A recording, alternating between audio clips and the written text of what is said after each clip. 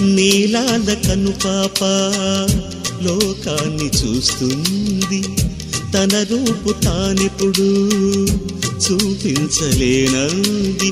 అద్దల్లా మెరిసే ఒక హృదయం కావాలి, ఆ మదిలో వెలుగే తన రూపం చూపాలి.